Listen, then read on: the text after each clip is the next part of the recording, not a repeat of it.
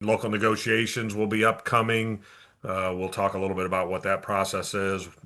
We'll talk a little bit about the ETPL and the training series that hopefully most of you have been made aware of.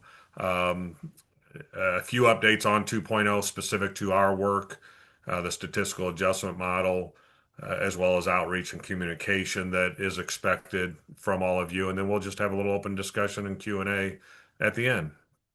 Place any questions you have in the chat.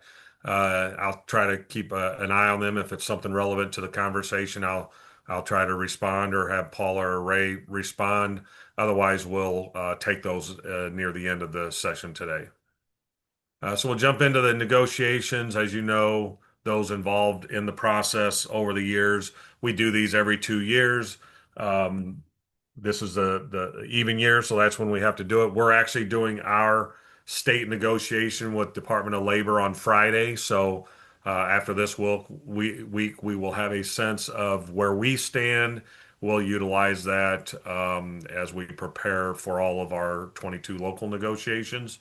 We don't anticipate anything major changing in policy and guidance, but we will issue revisions to those documents in the next couple of months. We hope to get all that done in July. We'll show you a timeline here in a minute.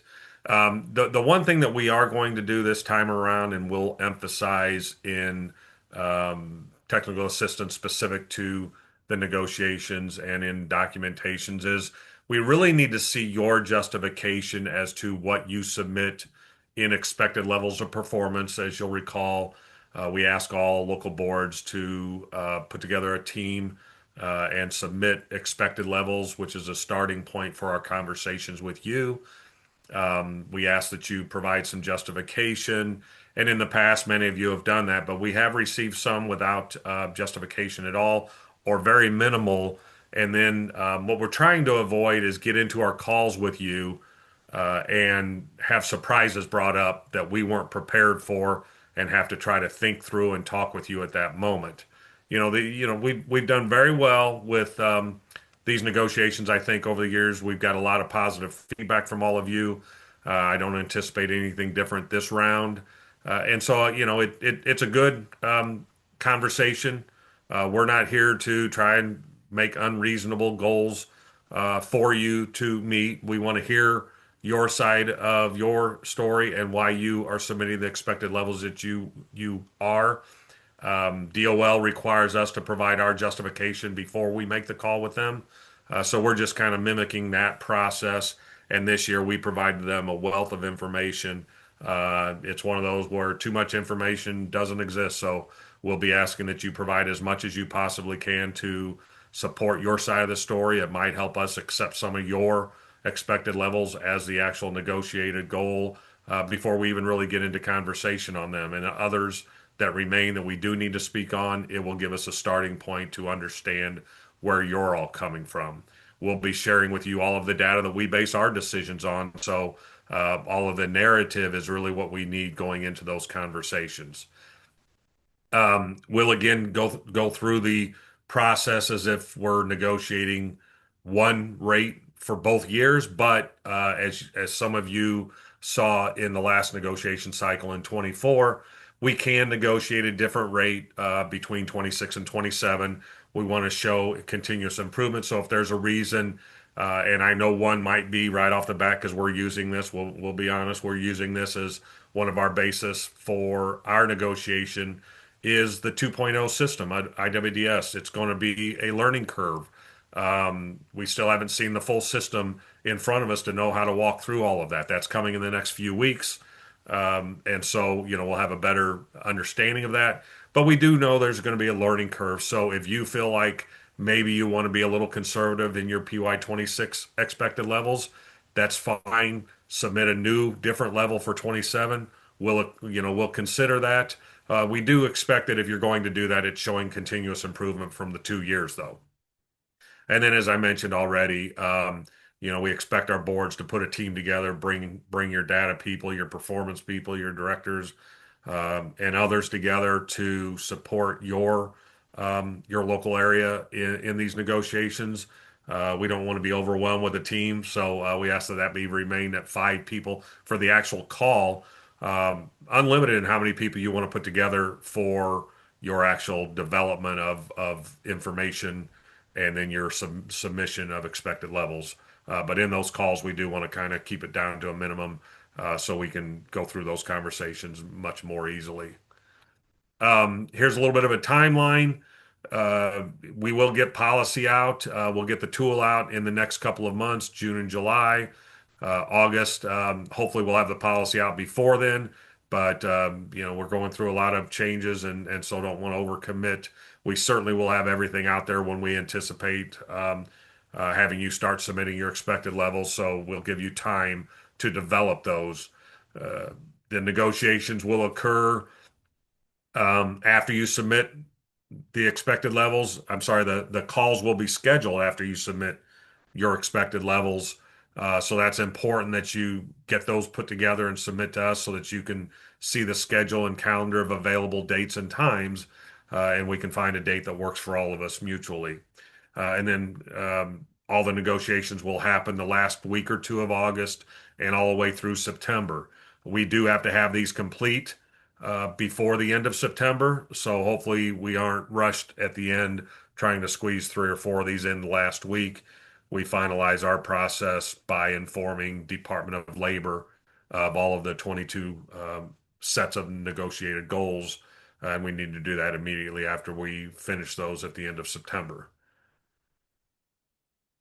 Um, Switching gears a little bit to eligible training provider lists, I've been sending out some information to those of you that are directors or are ETPL coordinators. I know some of you hold even additional hats. It sounds like many of you have already reached out to your training providers that you have ownership in the current system.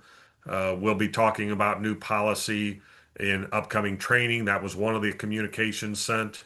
If you have not received that because you're not one of those, do not hold one of those roles or titles in the system, reach out to your director or your ETBL coordinator if you're interested in the upcoming training series. We'll be doing a series of 5 focused on providers and on ETPL coordinators. Um, but what we will expect from our coordinators is a laundry list of what you should be considering when you look at programs and providers that come in. You do this already. We'll talk more specifically in those meetings, your roles around who you will be reviewing compared to what you're doing now. In short, the state is going to handle everything that's a registered apprenticeship, going to handle everything that's an out-of-state headquartered provider, even if they have programs in Illinois, and also handle all virtual only providers. Generally, those are out of state as well. So you'll be left come July 1st with only those in your local area headquartered that will come to you via the new IWDS 2.0 application uh, based on addresses. But some of the things that I'm showing here on this slide are the things we're going to want to focus on, ensuring that all of you are aware of to ensure you're looking at these in a consistent manner.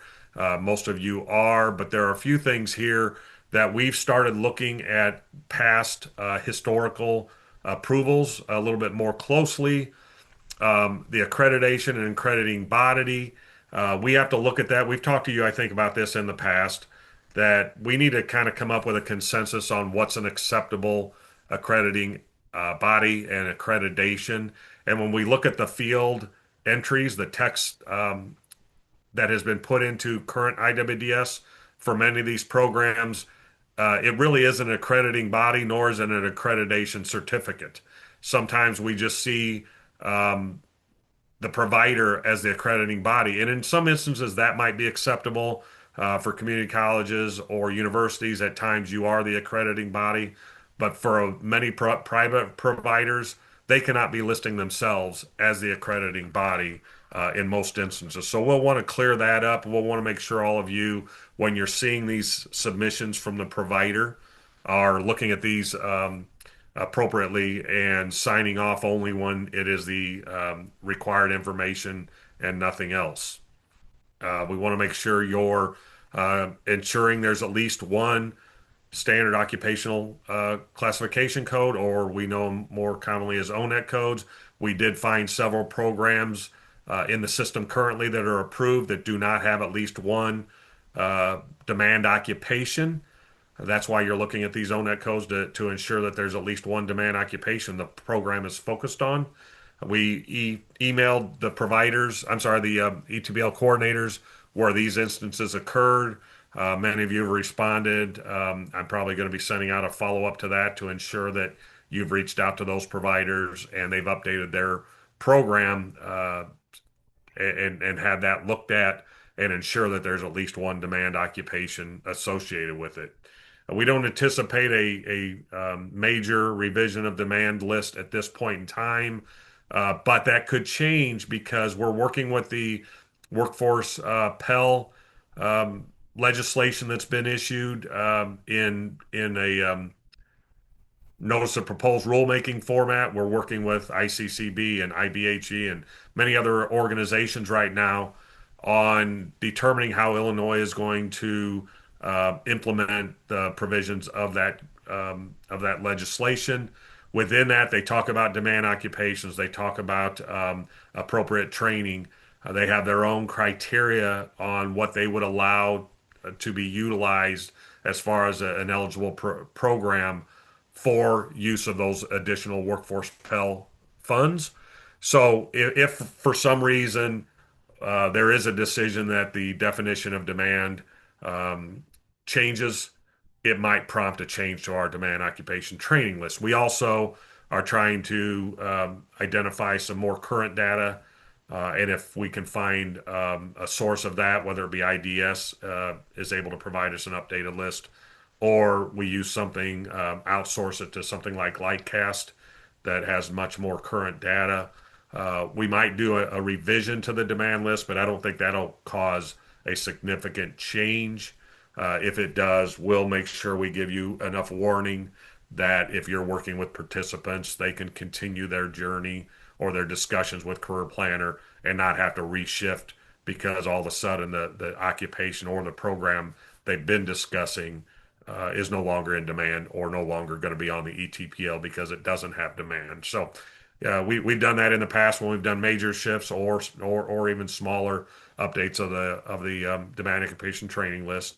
But we want to make sure again that all of you, when you're looking at these programs, are looking at them fully and understanding what are acceptable fields and verifying that the information is accurate. We are going to be asking all of you to complete your work. We've mentioned this before. We're going to a shift where we at the state level have to look at every single program. You at the local level no longer have to include the local board in this process.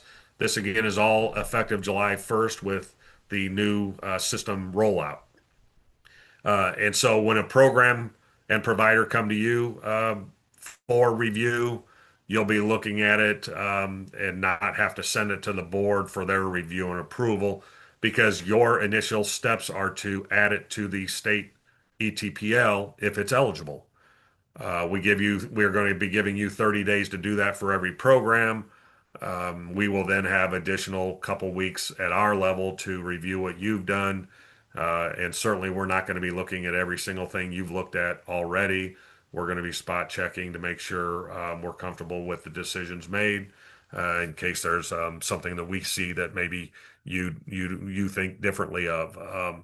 But that's required by DOL. They've mentioned that to us that we have to shift our focus on how final decisions are made, and they have to be made at the state level. So we'll be emphasizing that in the upcoming training even more. What can happen now around ETPL? We've talked about this in a couple Monday directors meetings. So if you haven't been on those this Monday, just past Monday and 2 weeks prior, please reach out to your director or your ETPL coordinator if you have questions about this transition we're going through on eligible training provider and eligible training programs. Basically, if something is already in the system, we hope that you can get through your review and approval process before the system goes down. We anticipate that to be occurring on June 26th. So your final approval and entry into the system indicating approval needs to go there by June 25th, so it will be captured. Anything that goes into that doesn't get approved and entered in the system before that date will then fall on to July 1 when we go through the IWDS 2.0 rollout and deployment, and you'll have to follow all new policies. So it gives an opportunity for providers right now and for you as program um, reviewers to look at these and hopefully get through the process as it is today, not as it will be come July 1st. Um, I mentioned already that I've submitted to you a couple emails on how you can outreach the information you should be providing to those training providers that you already have ownership of. If you have any questions on that, please email me. Um, or if you're having difficulty in communicating, let us know. We're going to be reaching out to all of those that are state level already. We've been working to try and get a full list of all the contacts and I know some of you at the summit indicated you might have had some providers that you didn't have a contact information, but probably knew who to communicate with. At the state level, that may be a little bit more difficult for us because we don't work with them as closely on a daily basis as you do. So, but we'll continue to try to do our outreach, continue to do yours, provide them warnings and information about this transition, especially about getting their programs in soon.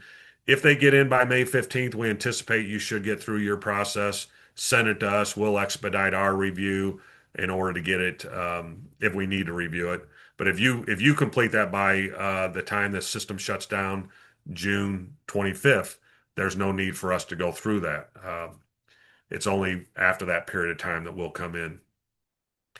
If it comes in after May 15th, but before June 25th, we ask you to do your best to maybe go through those and approve them if possible. And the last thing that will be forthcoming that we've mentioned briefly, but we do have to start collecting performance information on all training programs.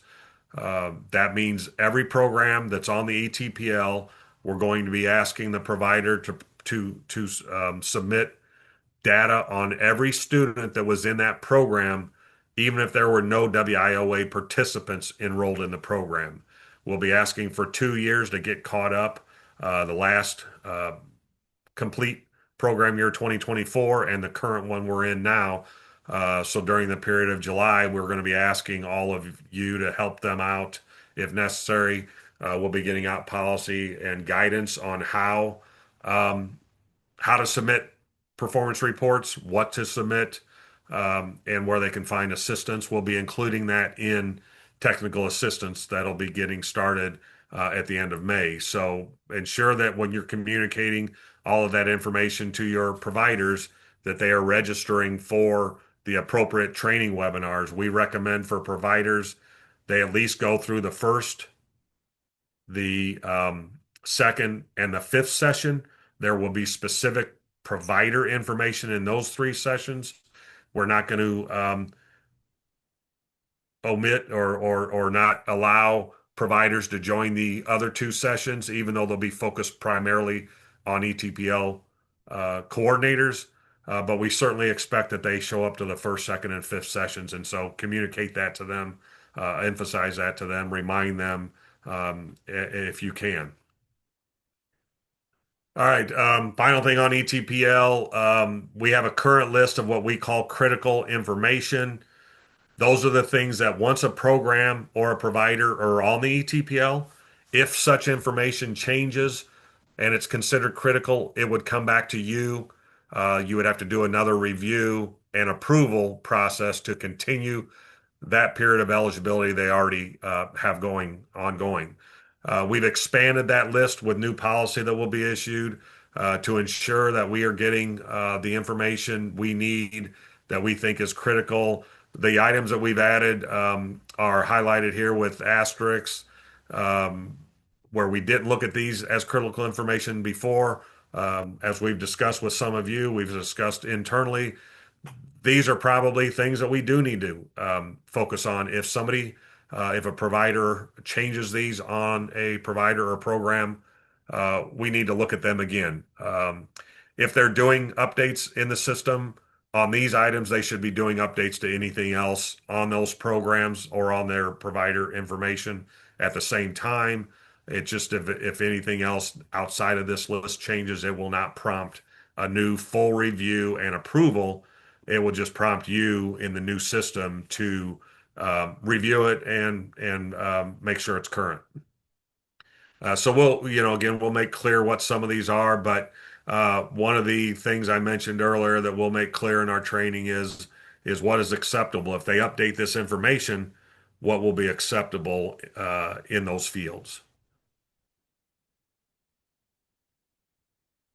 All right, so quickly and briefly, what 2.0 updates do we have? I think many of you have been hearing this because you've been in training sessions already, or discovery sessions, I should say, or you might be a regional trainer for your local area, or you sat in on some of those sessions at the summit last week. But just to reiterate, we have a July 1st deadline that we plan on having the new system deployed and everyone utilizing. There will be a period where no system is available for entry, so your career planners need to plan accordingly. They should be entering information as timely as possible so that they get it in before we shut the system down. IWDS will be shut down on at the end of the day on June 25th. But for those of you working in the Chicago area utilizing Career Connect, your system plans are that they will shut down on June 20th. So you'll be getting information from us from LWIA 7, depending on the system you're using for participant recording. And you need to make sure your career planners are all aware of those dates so that they can, again, get anything they can in the system before the shutdown so that it doesn't get overlooked once we go to 2.0 and maybe it's set aside on a document waiting July 1 date and then somebody somehow loses it. Anything that you can get in the system beforehand will be migrated over. There'll also be a process shared with everybody on steps that you should take before shutdown of the system and steps you will want to take after deployment to ensure that everything came over accurately, fully, and it is what you expected should have migrated from the current systems to the new system. Many people will be going through a additional series of training. Regional trainers, they're going to be meeting next week, all week, learning more about the new system, kind of finalizing their understanding of customer-centered design, and then doing some mock training sessions so that they're prepared to train your staff, your stakeholders in the local area beginning the end of May. They've already started scheduling those, so hopefully you've got information from your regional trainer.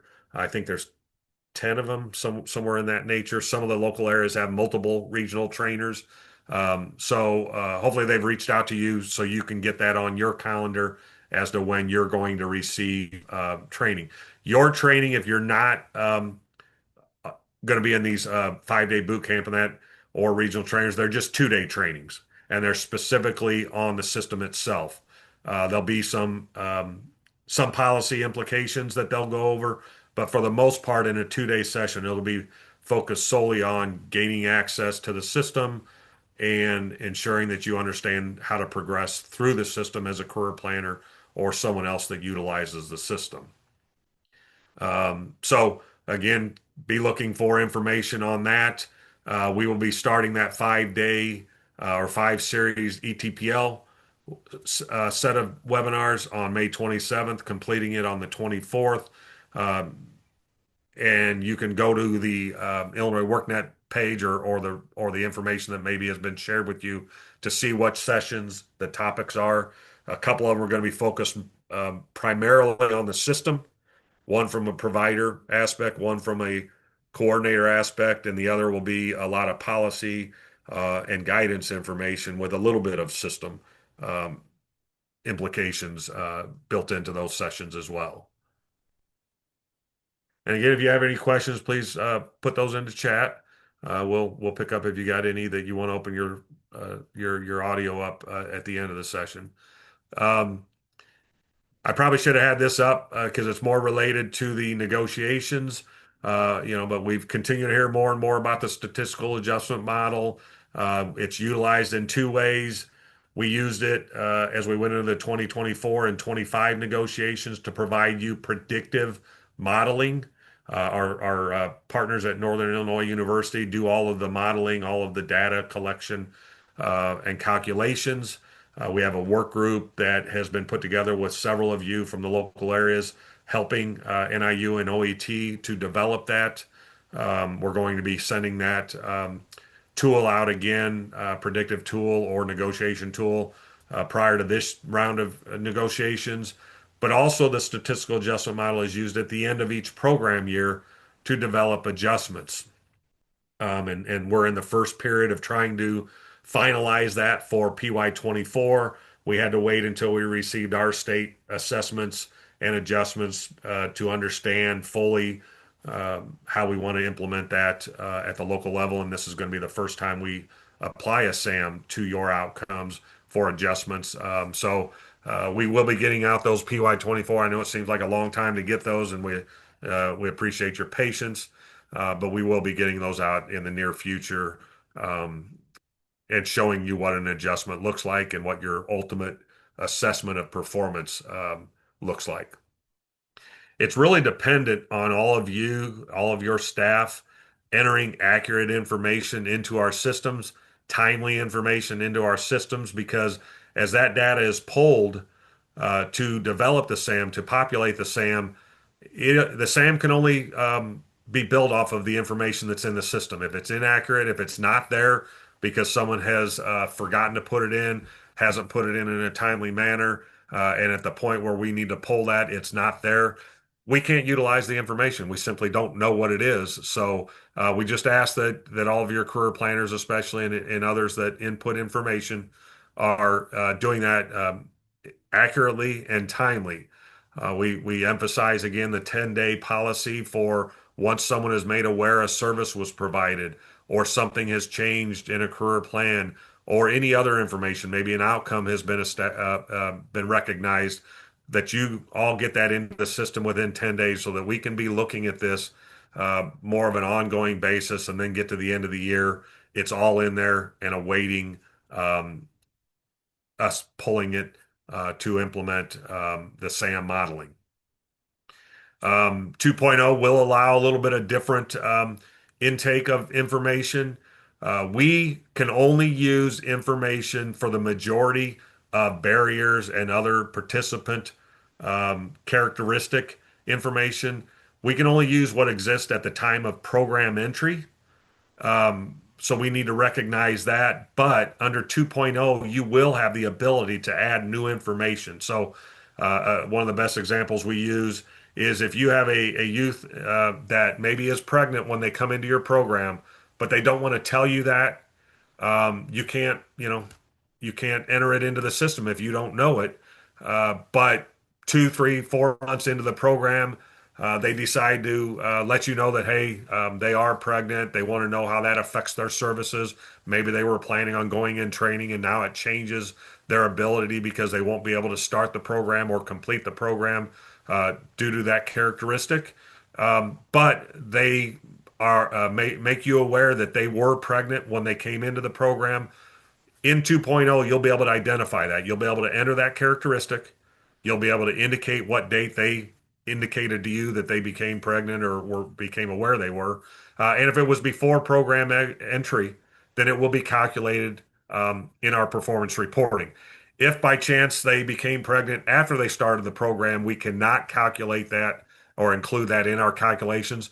But we want you to have that in your participant file. We want that in their record in 2.0 because that will dictate potentially the services that you're going to work with them on identifying. So it's going to be a great addition that we'll be able to keep that. We at the state have talked to the national office, regional office also about why we can't utilize characteristics that occur after participation or after enrollment. Right now, they're under the assumption, or at least guiding us to say that's the only way they can do it. But we'll continue to push that because we do think it's something of value that could help the SAM be more accurate. So we'll continue to work with that. If you had had a question in the back of your mind of why can't we do it right now, we just don't have the ability to include anything that occurs after program entry. But certainly you'll be able to use that in your career planning. We're coming up on the end of a program year in a little bit over a month. Paula does a great job of reaching out to all of you, requesting information at both the midway point and at the end of the year. So we just want to remind you all that there are upcoming reporting periods that we have to comply with. Back to the timely and accurate reporting. We're going to be asking that you all ask your career planners to make sure they get information in. It's as critical now as any time, simply because of the new system coming online. So if you know of information, and really one of the things that we notice comes in very late in a program year are always the measurable skill gains. We don't know why programs don't all end at the end of a program year, but it seems like we have very low numbers, low percentages up until the last month or two of a program year, and then all of a sudden we start seeing a bunch of measurable skill gains being entered into the system. We really need your career planners and staff to be entering these as you are made aware that a measurable skill gain has been achieved. Um, we hope that none of these are overlooked because people wait till the end of the year to try and track them and report them. But we certainly would understand that possibly that does happen when maybe someone completed an MSG, achieved one in December, but they didn't enter it in the system until the end of the program year. Maybe one is omitted. With MSGs, we want to know about every one of them. So if a program year somebody has achieved 6 or 7 of those because they've taken multiple tests, they've taken multiple skill identifying practices.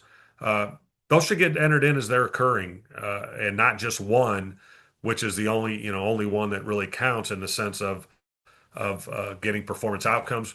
You don't get additional performance outcomes because you have 5 measurable skill gains, but certainly it shows the quality of program and shows how well the participant is progressing through a training program. So emphasize to your staffs that we want to see every MSG put into the system and entered timely, not necessarily waiting to the end of the year.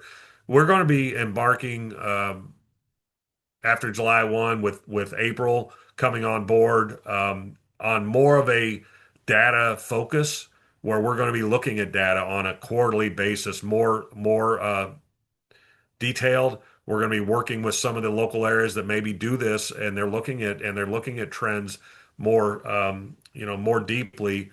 We want to start doing that at the state level and also help some of your local areas in doing that. So it'll be even more important after July 1st that everything is kept up to date and accurate so that when we start looking at a quarterly report, we feel it's as accurate and complete as possible.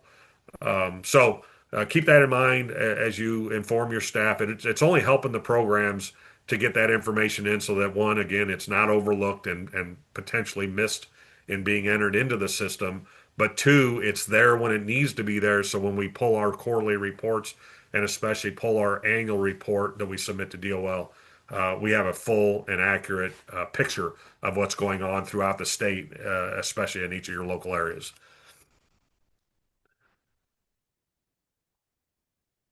Um, I anticipated we might not use the entire time today, but we're going to leave you an awful lot of time for questions and answers today. You all well know me well enough that I didn't want to start the day with that and then end up using your entire hour and a half with me presenting this material. So our last slide here just speaks to reminder that our next couple of office hours in 2026. Generally, we hold these on the second Wednesday of the quarter. In November, that changes simply because it falls on a holiday, so we're moving it up a week. Hopefully, that doesn't conflict with other items. But please put these on your calendar These are not something that you need to register, so we don't send them out in a sense of you getting a calendar um, notification because you've registered. We do include them in the weekly professional development announcements. I send out a reminder to you in advance of these, but if you can go ahead and put these onto your calendars now, the link to this webinar doesn't change, so you can copy and paste that into your Outlook or other calendar and know that you're prepared for the next couple of these this year. You can also, if you have missed some in the past or you have staff that weren't able to join today, you can go to the videos and training materials site on Illinois WorkNet. The ISU, Illinois Center for Specialized Professional Support, also has a WIOA webinar page. You can go there. They're saved there as well. I should have put that on here. So sorry, Kirsten, I forgot to put the link there. Okay, I'll Uh, put it in the chat. yeah. Okay. Great. Thanks. So either place, we have started recording these, especially during this period where everyone's overwhelmed, overloaded with meetings around 2.0. We know a lot of folks were unable to join today with other conflicts. With that, before I go into this slide, Paula, or if Laura's on, able to help Christine with the question about CASAS in the chat. I saw that. It's Paula, and I was going to ask an upcoming training and walkthrough, unless Laura does know. I do not have an answer to that. Yeah, I'm going to say, Christine, my initial thought is it is not counted as an enrolling criteria for eligibility, but it certainly would be counted for your MSGs. Now, MSGs aren't in the SAM, so there's kind of two things there. From an eligibility perspective, if the test scores come after enrollment, I don't think they would be considered in the SAM modeling. We can verify that with Andy at NIU, talk amongst ourselves, and if the answer is different, we can let you know. But my guess is if you take that after enrollment, unless in the new system you can show that it actually occurred before enrollment, it just wasn't in the system. I don't think we would be able to capture that. Again, Yeah, if test you just know, like any. Yep, go ahead, Mike. Yeah, this is Mike. And that up here in Rockford, we crunched some numbers, and our 1A population, we've got a local policy that you have to have a priority under, at least one priority under 1A to be eligible for assistance with paying for to receive an ITA. And like 40% of our adult customers, their only priority is the basic skills deficient priority. And so, we've started talking up here. It's going to have it's going to have an impact on us. And I would think for the youth program, it would have somewhat of an impact too. Yes, I agree. This is Paul from LWIA 3 Rockford as well. So a lot of the eligibility is also determined by basic skills deficiency based on the CASA scores. So anytime a person comes in and they indicate right now on our pre-screen application that they want training, we CASA test them right away so that we don't delay their process because they already know they want training.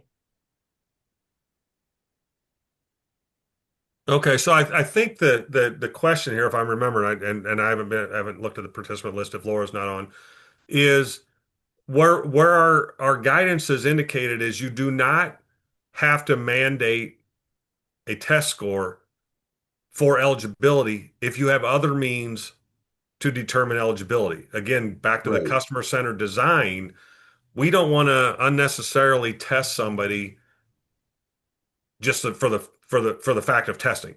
So in your case, if you need that test to determine them eligible, Yes. then that's fully understood that you're going to do it at time of entry. Okay. And it would be captured in the SAM because it did occur at that time. In a situation where under 2.0, kind of going to Christine's example, where you didn't test them because you had other means of determining them eligible, but then down the road you decide to do a test because they want to go into training, that's when it would not be captured in the SAM. I will verify with Andy at NIU, because again, I don't want to say 100% of all characteristics have to have existed at time of enrollment, but for the most part, every one of them, say at program entry at the Yep. back end of it. So we can check that, and I understand the situation where, well, if it's not captured in the SAM, but we did it, then we're not getting credit for doing the test. But remember, the whole purpose of the SAM is kind of the enrolling information, not the overall. And we'll continue to work with DOL because it goes back to my comment before. We know you've addressed that with us, brought that issue up to us, and we've taken it to DOL to say, but if the SAM's not capturing all these things occurring during participation, is it really an effective modeling? And in their estimation, it's doing what it's intended to do by capturing only at program entry. We can't change that. All we can do is continue to take in the information. 2.0 will allow you to get a lot more information into the system from what you gather from a participant after enrollment. Once your career planners and your participant are more comfortable having those kind of conversations about their life and about their history and about their characteristics, at least you'll have those in the system, and hopefully if in the future they're able to change the SAM modeling to capture things after program entry, we'll have it in our system and available. But we have to abide by what they indicate in developing the SAM, and until we see a change. So hopefully that helps. I know it's not necessarily the answer you want from a SAM perspective, but I think it's doing what they intend from the SAM as much as we may think it's missing something by not capturing things after enrollment. Any other questions at this time? Hey Mark, this is Katie Zanotti Yeah, from hi. LWIA 25. Nice to meet you last week. Yeah, it was I great. thanks. I did want to know, just to clarify, will the local board have any role at all in approving programs for the ETPL, or will it now be just between the coordinator and the state? There'll be, I think, two places where they have a role. First Mm-hmm. is helping identify who the ETPL coordinator is and if it's one person or a team. Like right now, we allow a team acting on behalf of the board to review and approve a program or deny a program. And then it's up to the board to decide if they're going to look at those after the fact and follow up. So the first one is helping identify who is that ETPL coordinator. Uh-huh. Second is if they want to have a truncated local ETPL list, then they have to have policy that dictates that, and they may be part of the approval process to say, okay, we understand there are 4,000 programs on the state ETPL that 22 local and one, and a state ETPL coordinator approved, but it makes no sense to have only a state list at the local level. So they want to show participants what they think is the most relevant programs in your local area. Now, as a reminder, all career planners still have to provide the entire state list to participants. This is to allow them an opportunity to look outside their local area, widen their view of what maybe is available, because maybe they're willing to relocate to get a job that your local board has decided, well, that program's not really something that we need to offer in here. It's offered, for all of you, it's offered in Chicago. Why would LWIA 25 have a Chicago program, or occupations that are predominantly in Chicago? Why would you have those on your list? Well, it's because people do or may want to relocate. So we need to show them the entire list. And then, and only then, if a local board has implemented policy, that it will provide also a local ETPL, then they can be part of that process of looking at all the approved programs and saying, here's our list locally that we would like to focus on.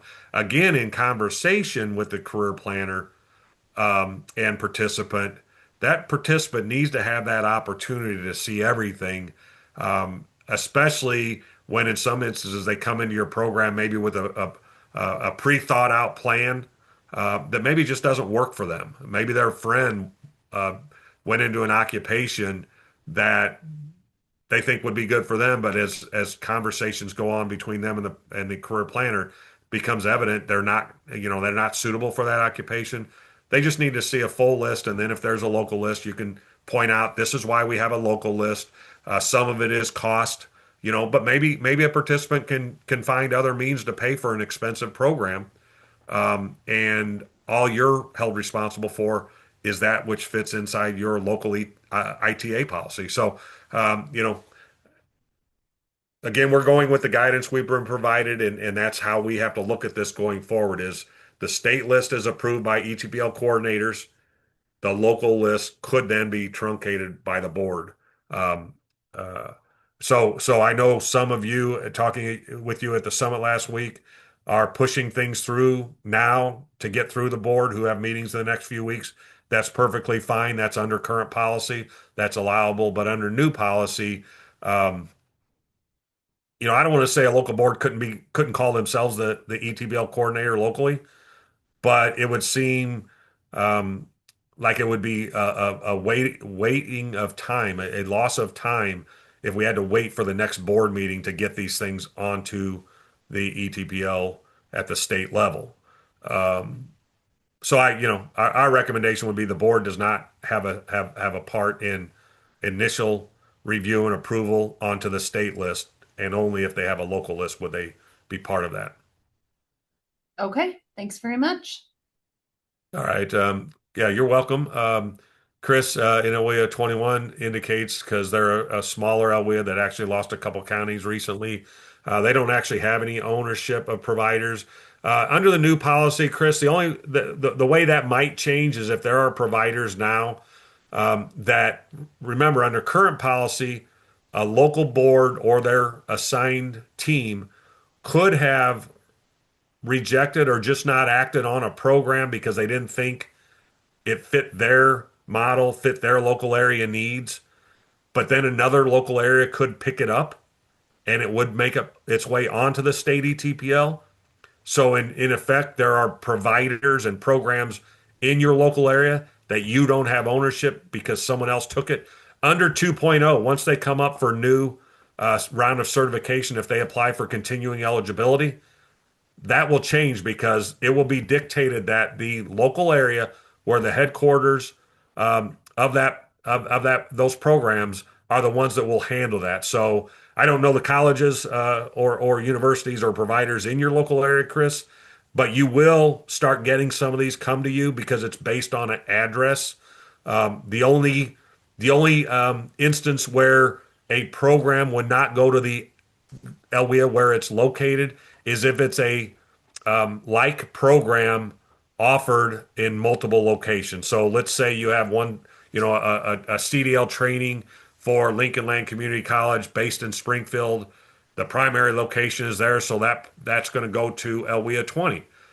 Then they have the same program offered at their location in Taylorville, the same program offered at their location in Litchfield, and I don't know if they still have a Jacksonville location, but the point being, if they have multiple locations where the same program is being offered, then the headquarters would just kind of do a blanket approval of that program rather than have four multiple or multiple other LWIAs look at that program. If it's significantly different, then it would go to the local area where it is located, not the headquarters. So we'll be doing a lot more communication on that in this upcoming training. That's why we've got two sessions set aside specifically for ETPL coordinators. One more focused on the policy implications, and one focused on how you're going to process these through 2.0. So does that help, Chris? Yeah, Mark, thank you so much. Because Yep. yeah, we're trying to work through some of that, and we weren't really sure if we should try to do, like what the next steps were us, or if we should be preventative Yeah, to and try to, mark some of that off because we wanted to be more proactive, with yeah, it. So, we were just trying to figure it out. So, yeah. Well, it just occurred to me the one question would come up because there's some new information required of programs in 2.0 that we'll be getting you clarification on. Um, and we'll need all of the providers to go into all of their programs and ensure their information is up to date and accurate. That'll happen shortly after July 1st. Part of the training will be talking to them about going into programs. So even if they weren't due for eligibility um, during this period of transition to 2.0, shortly after we deploy it, they should still go in and update programs. And you know what? I don't know how SIU is setting up 2.0 to if let's say a program that's located in your area but is owned by LWIA 20 as an example right now, and that provider goes in and updates that information, would it still stay with 20 until their next eligibility period, or would the system go, oh, by address this needs to go to LWIA 21? I have to clarify that. So that would be the only reason it would come to you and you have okay. something new to do right now. But certainly start expecting programs and providers to come directly to you when they go to apply in the new system, enter their address. It's going to dictate where that application goes to for review and approval. Okay. Yeah. Because, That could happen on July 1 if someone goes in the system immediately and puts a new program. But if the current program ownership just kind of continues to go on even during this informational phase, and it doesn't change the LWIA at that time, I don't think you'll see a lot of change. We'll be giving updated guidance. Like I mentioned, we'll be doing the technical assistance webinars. I think it's important that you still get on those if you can because you'll want to know the information we're sharing. You'll want to be able to help providers on their end of it if they're struggling to try and enter programs into the system. By obligation under WIOA, local areas and the state have to help providers understand and submit those programs. So initially, there may be some outreach needed at the local level where you're helping them put the first program in so they understand what they learned in the trainings, especially if maybe someone missed the training, weren't able to join, and are trying to review the recordings and it's just not quite working for them. So I would say, plan on having staff attend the series, even if you don't have ownership right now, because you will. okay. Okay. Great. Thank you, Mark. We Yep. Oh, you're appreciate it. welcome. Yeah. LaDonna, can we have a local demand list that states we only pay for certain demand occupations? Um, I'm trying to think. I don't know why you wouldn't be able to. I mean, it's the same as the ETPL. But I need to look at that. I know we've got some other uh, areas we're looking into, LaDonna, on some programs that frankly they meet the criteria. We put them on the list, but maybe we or you locally don't think is a good program for various reasons. Just keep in mind, and I know you're one that I've communicated this with, but for all of you, there is no obligation, no implied obligation that just because a program is on an ETPL, whether it be the state or the local, that automatically enrollments have to occur. You have the latitude as a local board to set policy. You have a latitude as a local area program uh, utilizing WIOA funds to make a decision that you're not going to enroll someone in a program. So utilize that as you wish. Obviously, you want to meet the participant where they have a need, but if you just simply can't find a program that is good, and we're going to have a lot better sense of that once we start getting in all this performance information, and we can analyze it and get some numbers out and say, here's the performance outcomes. There are already some performance outcomes you can find on the internet. We have some performance outcomes already um, on our iPads listing of programs because we at least have it for all of our WIOA participants. So if you look at a program and let's say you set your board decides to set a threshold for completions or for certifications, credentials, or for wages or whatever, and a program doesn't meet that, um, I don't see where that there would be a problem with that. And maybe this demand occupation would fit into that same kind of thinking.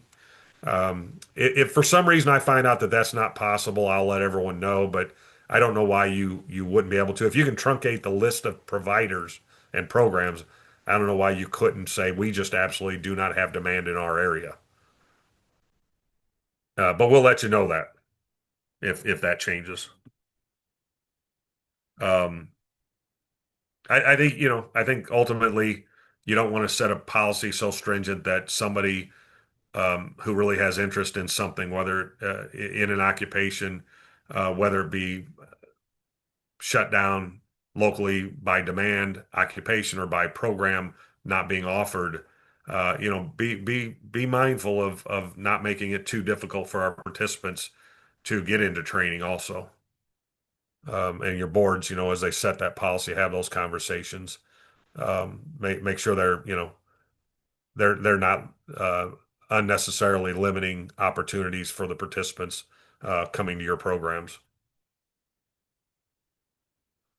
Any other questions? Open up your microphones if you want. If you've got a question you'd rather ask verbally than type.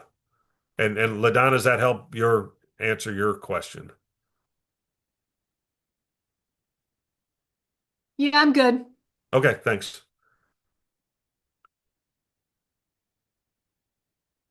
Give you another moment if anyone's got any other thoughts. Anything that wasn't on the agenda today, if you've got another question that Paula, Ray, or anyone else on the call from OET can help answer. We do have a little bit more time. Otherwise, we can end early if we need to. As you're thinking, I'm going to shift to our last slide. We have a shift. Some of you have heard this already. We want to be able to be a little bit more responsive to your needs, to your questions. And we're going to do this in a couple ways. With 2.0 specifically, we're developing a Q&A or an FAQ page on Illinois WorkNet. Questions that have been received during the discovery process, questions we're going to hear that we heard at the summit, questions that we're going to hear in the upcoming trainings. We're going to post the questions and the responses on Q&A website, so all of you are getting the information you need, and making sure that you all are up to date in the clarifications that we might provide. Some of you are on all the sessions, some of you are only on a few. We want to make sure that those instances where you maybe have missed a training session or a meeting or a webinar, that we can provide you that information. Specifically, when questions come to us and when they're addressed to an individual here at OET, whether it be Paula, Ray, Chris, or myself directly, we do our best to try and respond as quickly as possible. There are CCs that you send us, but we think we can be even more responsive, especially to providers in addressing ETPL requests by utilizing a more of a community email. So we're going to be implementing, and this you can start sending things to these emails now, but really come July 1st is when we're going to send out clear communication on how to utilize this. But on this sheet, we're going to be changing to a couple different emails that we expect for you to submit your information. We do give CC so that if it goes directly to one of us, we can go into these other emails, but we'll at least see it immediately if we're in the office. But with all the training that's going on that we have forthcoming, that we know we're going to have put in place after July 1st, meetings, webinars, whatever, vacation time and things of that nature. Sometimes it seems like there's a wait before you can get a response to us. So we've implemented a new email address, performance reporting. That's kind of a general one that if you have a performance question, we'll be asking you to send it to us. If it's performance specific, you can CC Paula or myself. Ultimately, we'll add Ray to that list, I imagine. If there's an outage, certainly email that email address, but also include Chris or myself or Paula. so that we can get that checked into and get our technology folks involved immediately to correct that. Hopefully, under 2.0, we will see fewer instances of outages. I don't think anyone can guarantee we won't have any under the new system, but certainly we hope we have fewer instances of that. We don't have the Monday issues that for some reason seem to happen on a regular basis. So, anything that's not ETPL related and not eligibility related should go to that performance reporting email that's here. Um, we didn't create a special email for eligibility. You can continue to send those to Ray and myself simply because Jim Potts must have done such a great job in providing all the information and guidance you all need that we really don't get very many eligibility related questions. So we didn't want to go to do it and have them create a specific email for eligibility. If that changes sometime in the future, we could certainly consider that. But we also think IWDS 2.0 is going to answer a lot of your questions just by the way that you're going to go through an application and reviewing that information. It's going to manage a lot of that internally, we think. So we haven't identified a specific community OET community eligibility email at this time. So you can just direct those to us. I know Ray had a couple yesterday that came in, and I want to thank him and applaud him for the work he's been doing to kind of pick up from where Jim left off. Hard to do with the many years that Jim had and the relationships he built with you. But I do want to thank Ray for taking this role on and doing such a great job in developing responses for all of you. And so go ahead and keep bringing those to our attention if you have a question. But certainly, I think we're in good hands right now with what Ray's been doing. We will get rid of the last one on the bottom left there. We're getting rid of the old demand OC email. We get so few demand occupation training related questions and petitions that in the interest of not having too many emails, we have to keep an eye on. We are going to get rid of that. If you have any demand occupation training lists, when we update policy, we'll make sure we revise the email address that's in that petition documentation to forward those to the performance reporting. I'm sorry, to the ETPL coordinator email. So that one is going away, and we're adding the performance reporting email, and we all have access to those. So hopefully you'll get a quicker response. Ultimately, in speaking to FAQ, Q&A, we hope to build that out to address all of our needs, meaning we'll have not only a 2.0 specific site or drop down selection, we'll have one around performance with multiple levels underneath that. If you're interested in what that's going to look like, we're utilizing a platform. Some of you saw this last week called Help Juice. Do a little research on Google or your preferred internet to see how that looks. But basically, you'll be able to select. It's kind of like shopping. This is how I equate it. It's kind of like shopping. You go up there and you don't really know what you want. You don't want to just put a term in the search because you might get 1,000 responses. So you at least go to the left-hand menu. You say, okay, I know I want to look at kitchen items. So I'm at Lowe's. I'm looking at kitchen items. Now I've already started my focus of what I'm looking at. So we'll have menus like that will take you to the specific topic. There'll be subtopics underneath that. So if you're in performance, you'll say, well, I'm specifically talking about the eligible training provider list. You'll be able to see the Q&As that we upload there. I think interest of bringing the local areas into that process, at least those that we oversee here in the performance and reporting unit. We may ask some of you to help us craft responses. I think that's worked very well. Laura's done it with policy because we know what we want to say a lot of times. We need your help to say it in a way that people in the field are going to understand. It's amazing how often I look at documents. I'm like, yeah, that looks great. It says exactly what I want.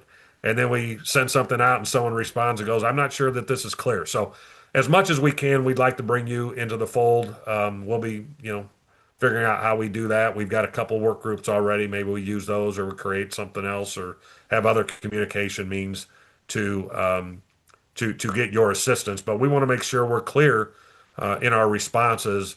And one thing with Q&A is you have to be aware that your question may not be listed specifically to how you're looking at it, but there might be a similar question that answers the same question. What I mean by that is not everyone words a question in the same way, and we don't want to have a Q&A that has 10,000 questions in it.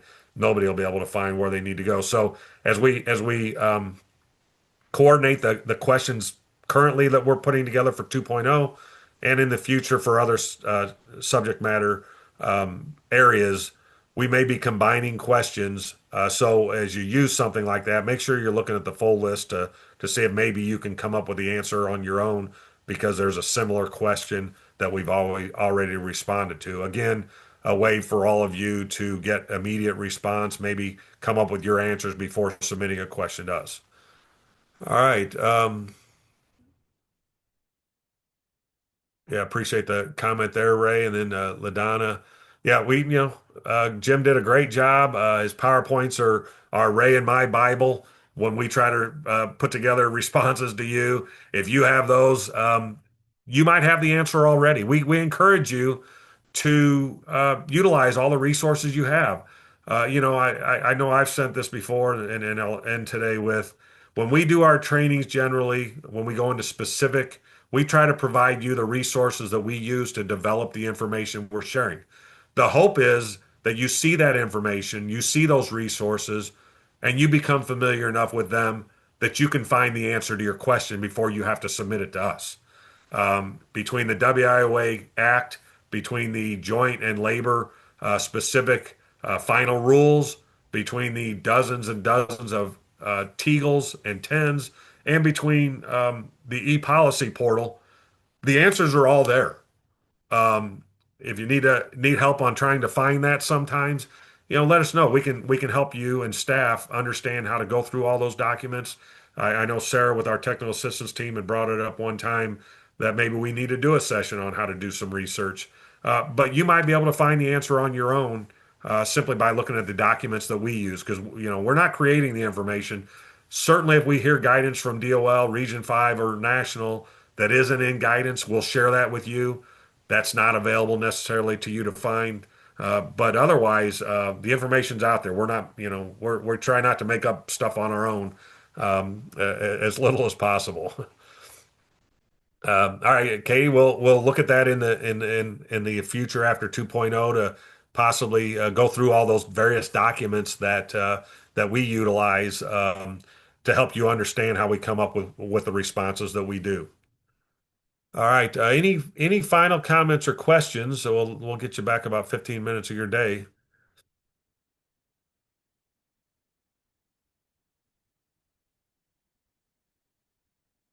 All right. Hearing none, we look forward to the next office hours in August. We look forward to seeing you at some of the upcoming regional trainings. Some of us will be attending some of those on OET's behalf, just sitting in and providing support to the regional trainers. And certainly, we'll see you on the upcoming series of all of the training webinars that are forthcoming.